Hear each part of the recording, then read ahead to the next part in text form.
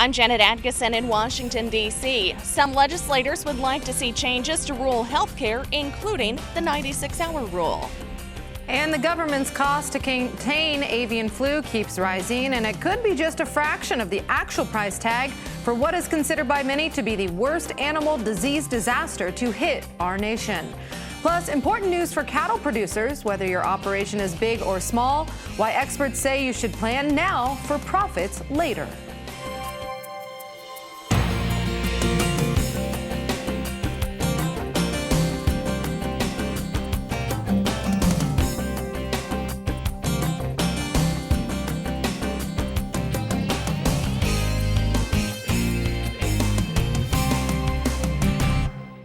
Good evening, everyone. This is your Rural Evening News for Wednesday, July 29th. I'm Abby Turpin. Thank you for joining us. We begin tonight with the healthcare crisis in rural America. Just in the past 2.5 years, more rural hospitals have closed than in the previous 10 years combined. Well, that makes access to healthcare in small communities a very important commodity many are trying to hold on to. RFD-TV's Janet Atkinson has the story. 55 rural hospitals have closed since 2010, with another 283 sitting in the balance on the brink of closure. According to the National Rural Health Association, that means access to reliable care is at risk for more than 700,000 patients. The problem is creating a sense of urgency on Capitol Hill. Our constituents are seeing firsthand the difficulties caused by overregulation and bureaucracy. This week, members of the House Ways and Means Subcommittee on Health heard witness testimony on the unique problems faced by rural hospitals, including the 2-midnight rule and the 96-hour rule. Not only does it potentially limit access to health care by forcing rural beneficiaries to travel farther for treatment, it may deter them from seeking necessary care. While legislators agree rural health care is essential, some feel fellow congressional leaders can weed out a few of the issues by setting aside partisan politics. It is a problem with the party that would prefer to sabotage the president's health care program for political purposes rather than try to make it work. Legislation to repeal the 96-hour rule was introduced in January. That rule requests a doctor to certify a patient is expected to be discharged or transferred to a hospital within 96 hours after admission to the critical access facility. In Washington, D.C., I'm Janet Atkinson, RFD-TV News.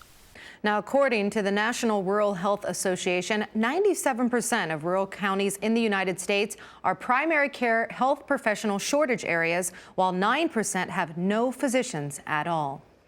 Well, the U.S. government expects to spend $191 million to pay chicken and turkey farmers for birds lost to avian flu. The USDA says that is in addition to the nearly $400 million spent on cleaning up culled birds and disinfecting barns. The government is also paying to research and stockpile a vaccine against the virus. Iowa has been the state hit the very hardest by the virus, with more than 31 million birds affected. Governor Terry Branstad is once again extending Iowa's state of disaster emergency, so it is effective now through August 30th. The governor says turkey farms are expected to be ready to restock by the end of August. And that disaster declaration is just one topic of discussion in Iowa this week, as poultry industry leaders and government officials gather for a special 2-day meeting in Des Moines, which wrapped up today. Ag Secretary Tom Vilsack says Iowa needs to convince Congress to pass a disaster program, saying it will be less expensive. And the governor says that there are certain steps that the state must take to avoid spreading the virus. As producers work to rebuild, the entire state continues to work with its partners to facilitate recovery and to be better prepared for a possible return of the avian influenza early this fall. It really will reinforce the biosecurity aspects of this. It will reinforce the need for us to be focused on trying to mitigate the consequences, and it will make sure that everybody understands what the rules are. Well, this week's meeting was organized by the U.S. Poultry and Egg Association. Farmers and ranchers might not be sitting at the negotiating table as it relates to the possible merger of Monsanto and Syngenta, but they still do have questions about how it's going to affect them. In more of our exclusive interview with Monsanto's Dr. Robert Fraley, he tells us that he understands their reactions and their questions. I grew up on a small farm about 100 miles south of Chicago in Illinois, and I know that generally the first reaction that any grower is going to have to some kind of change announcement about the industry is, why is this happening? One of the opportunities I have is I get a chance to travel all over the world, meeting with agricultural companies all around the world, and when I think of all the seed companies, all the biotech companies, all the data science companies, all the companies that are part of agriculture, one of the things you realize is that this is really a very fragmented industry, and it's going to consolidate just because there's so much innovation happening, and that's going to drive a lot of change. And I have to admit I'm a little biased, but I'd like to see Monsanto, a strong U.S. company, be one of the companies that gets stronger and is able to better serve farmers all around the world. And again, that was Dr. Robert Fraley, Executive Vice President of Monsanto. So far, Syngenta leaders have continued to decline offers for any buyout or merger. We will, of course, continue to keep you posted as that story develops.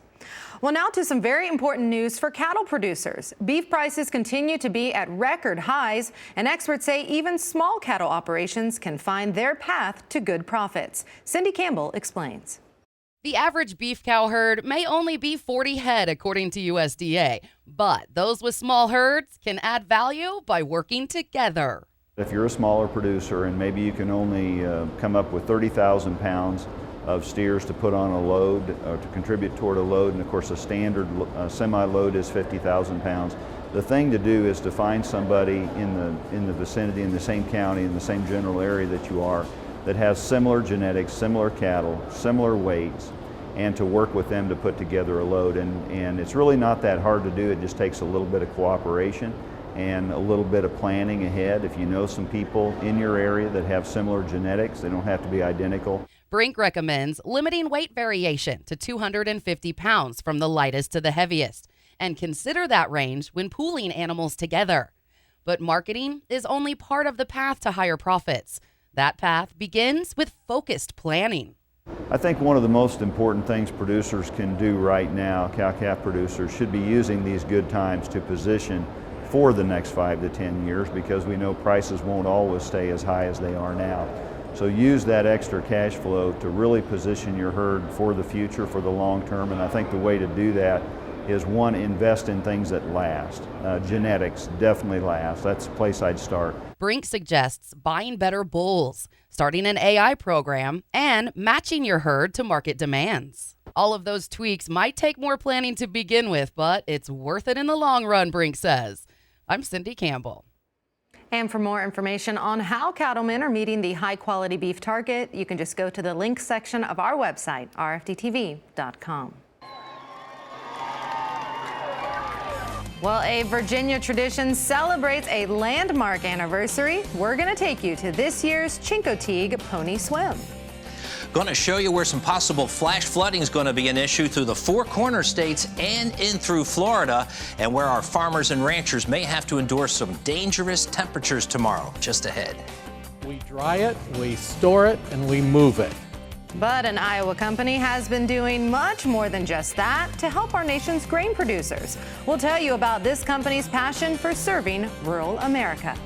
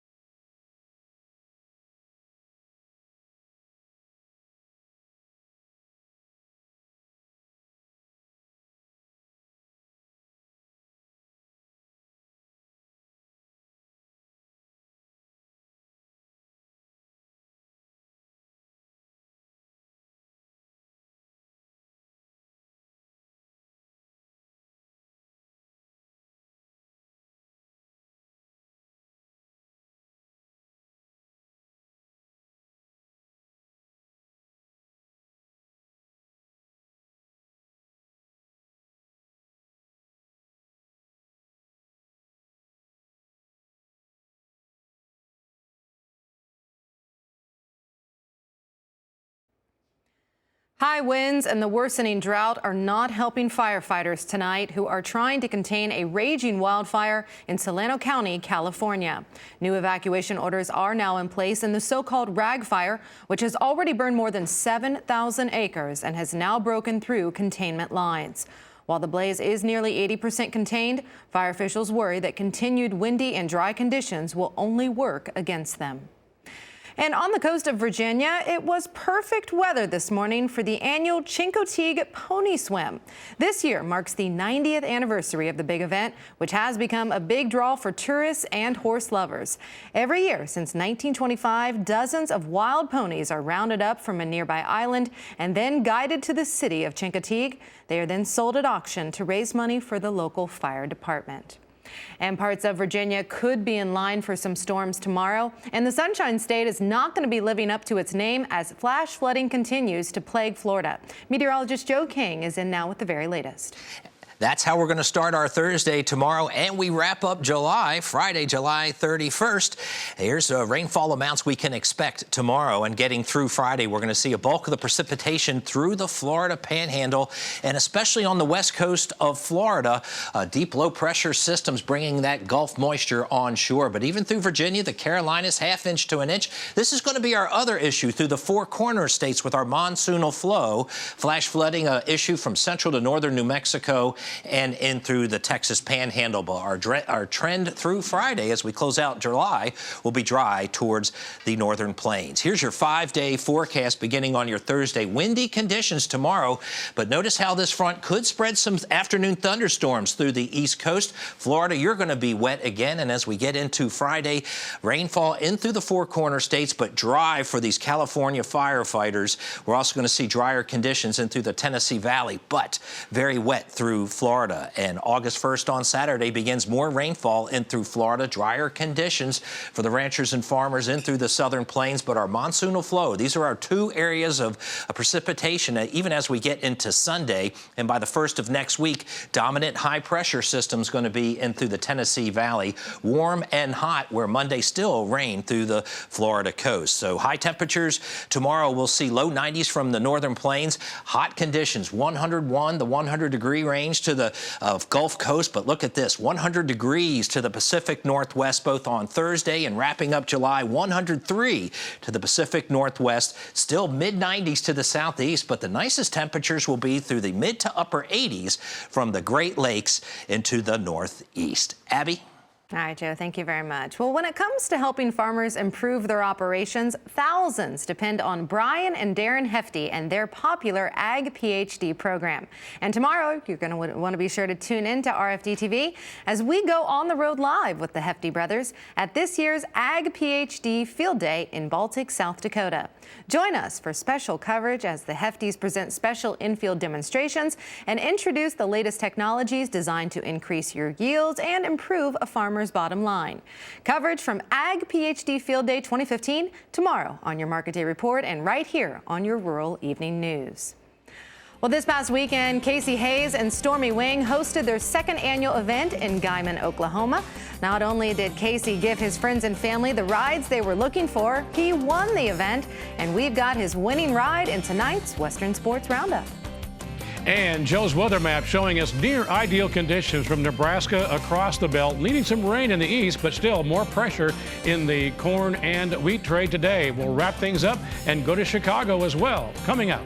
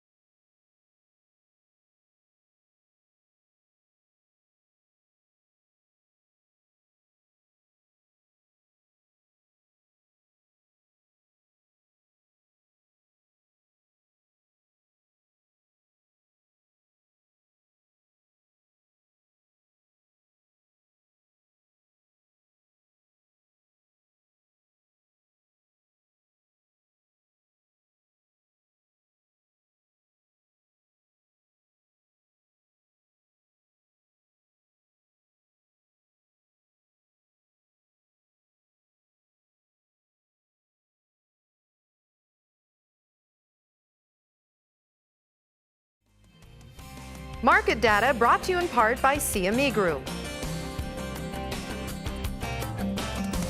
And welcome back as we wrap things up at midweek. I'm Mark Oppel. Thank you so much for joining us. And a look at the weekly ethanol report is where we start this evening. Looking at ethanol production last week, 965,000 barrels per day, down about 8,000 from the previous week. The 4-week average dropping 1,000 barrels a day from 978 to 977,000 barrels per day. All right, take a look at the futures trade. Again, it was turnaround Tuesday, but took all that back and a bit more today's trade, with corn down 7 3/4 for the nearby December, that harvest month December, I should say. The 377 1/4, again very near that at the close on the day. Many suggest now below the 380 level, another dime before we see solid support. Looking at the soybean trade, first notice day for these August contracts coming up on Friday, and we see a divergence here from the lead month August and September to deferred contracts. Nearby August up over 8 cents, but new crop November down 1 1/4 when all was said and done, and about 3 cents off their low of the day. The wheat trade, more pressure there as we see that lost over $1 here since their highs on the 30th of June, 15 cents lower. September Chicago. Kansas City futures likewise lower by 10 cents and below $5 at the close. And Minneapolis, their spring wheat tour concluding in that northern belt. Some of the highest yields in 20 years, tour participants say, down 10 3/4 for September. To Chicago we go, and Todd Horwitz, Average Joe Options, looking at how we ended the day and some strategies. And Todd joining us from the floor to CME Group. Todd, what about some strategies for producers, what the declines we've seen, if there are any, going forward now in August? Well, I think there's a lot of strategies, Mark. I think really what's happening, especially with options and all those things, there's ways for producers to actually hedge off their portfolios, whether they're trading, whether they're in corn, wheat, soybeans, or cattle. Doesn't matter. There's always ways to adjust, as well as their equity portfolios. And I think that's a strategy that everybody needs to put in practice, because we know that producers by nature are bullish because they're growing the crop or they're feeding the pigs. I mean, they're making something, so they want the prices to go higher, but we always have to learn how to protect from prices going lower, and that's what I think that every producer should be doing, is protecting from the downside while allowing to be able to benefit from big moves up and then moving up their hedges there. AverageJoeOptions.com, a place they can go to learn more about that. Absolutely, that'd be great, and just protect yourself. It's your money. Thank you, Todd Horwitz. Live cattle futures lower at the close. October down 42. Feeder cattle on the day lower early on, but ended higher. The September up 40 points. Hog futures were up all day and ended higher. The October up over $1. But watching the wholesale beef and pork trade, really important. The next major holiday, Labor Day, a little ways off, but that's the next thing they're looking at. All right, Market Editor Mark Oppel, thank you very much. Well, for more than 50 years, an Iowa company has been passionately serving rural America. Find out how this family-owned agribusiness is helping grain producers become more efficient and profitable. And it is Rec Wednesday in tonight's Western Sports Roundup, and we are finding out what happens when bull rider Clay Cudmore's ride takes a spin that lands him in the dirt. And right now, let's take a look at how the most widely held ag stocks performed today.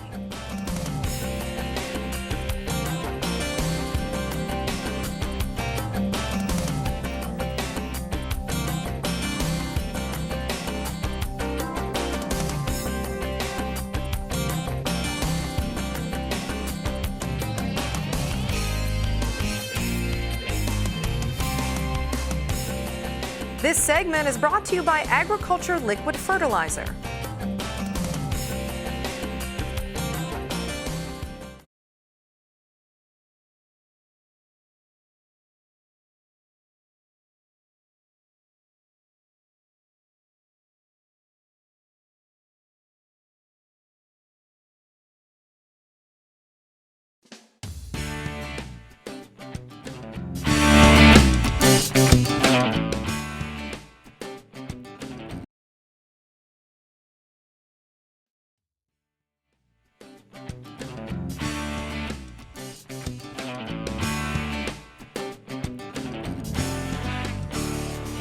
The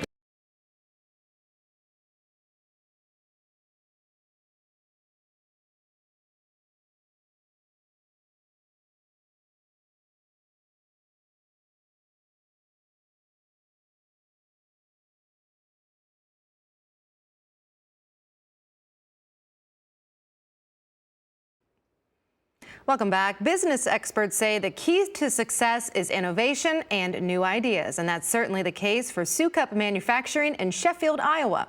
Tonight, in our new segment called Families of Agribusiness, we hear how this family-owned business has been making grain production more efficient for farmers for more than 50 years.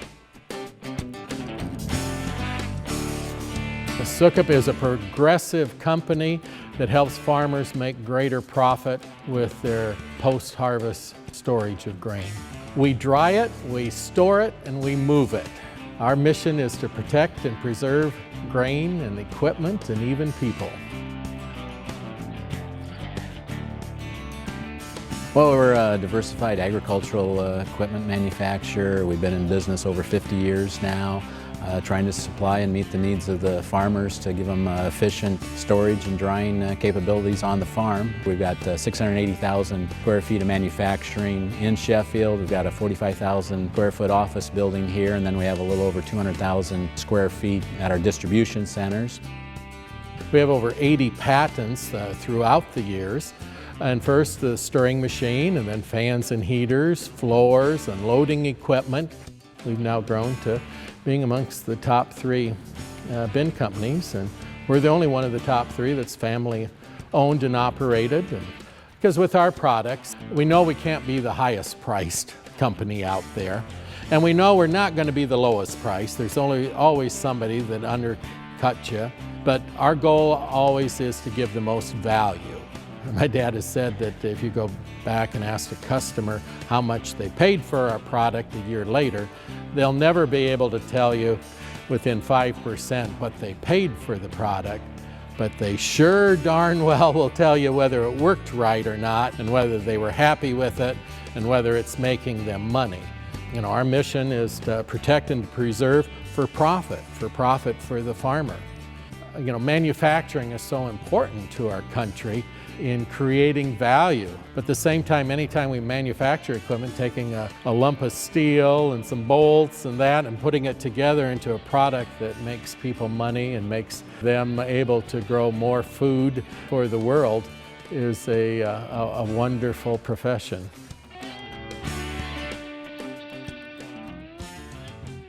Well, with more than 80 patents to its name, Sukup Manufacturing has a passion for serving rural America. You can find out more about the company and its products by going to the link section of our website, RFD-TV.com. Well, turning to sports now, the Casey Hayes Stormy Wing Blue Death Velocity Tour event hosted some of the best bull riders and bovine athletes. Let's send it over to Amy now for the highlights. The second annual Invitational was held this past weekend in Guymon, Oklahoma. Thanks for joining me tonight. I'm Amy Wilson, and the win went to one of the event's namesakes. Here we go! Casey Hayes went 2 for 2 to win the Blue Death Velocity Tour event.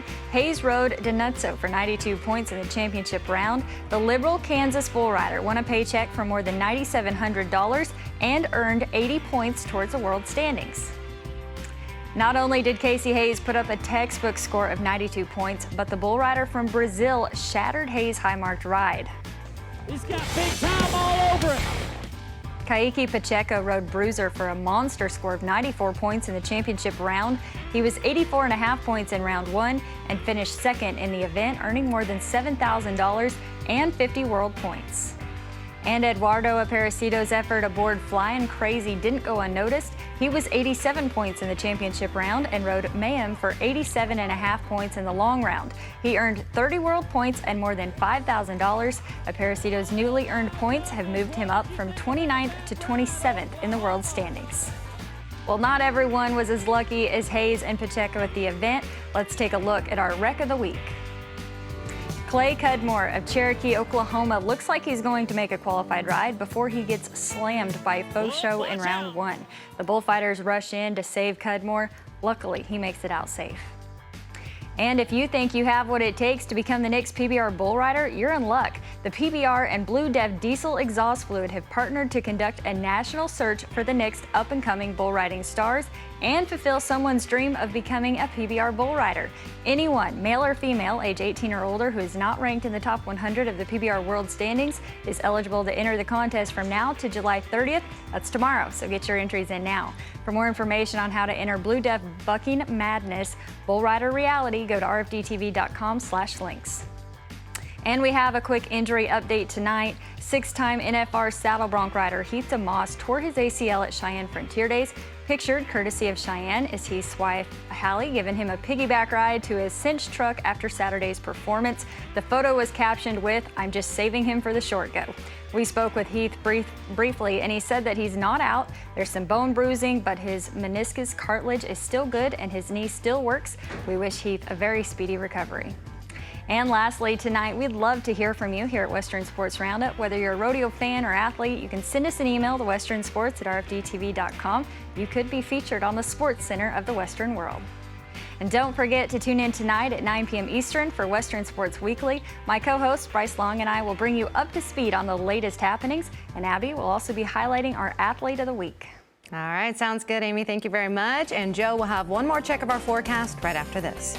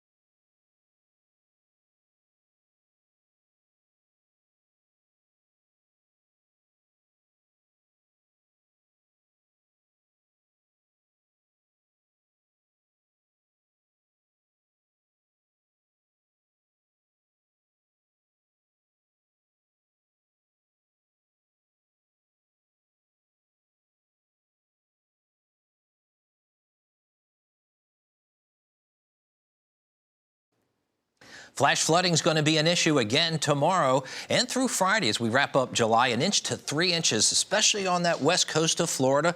We will see some rainfall back through the bayou country and into the southeast, but also through the Four Corner states. Our monsoonal flow pushing up. Flash flood watches are already posted for northern New Mexico and in through the Texas Panhandle. And Mark, Abby, look at these temperatures tomorrow. Hot to the southeast and the Pacific Northwest. Triple digits where we'll see low 90s to the northern plains. The best place to be tomorrow is going to be Wisconsin, the Great Lakes, the Northeast, highs into the mid-80s. All right. Well, thank you so much for joining us here tonight for your Rural Evening News. Have a great night, and we will see you back here tomorrow for your Market Day Report.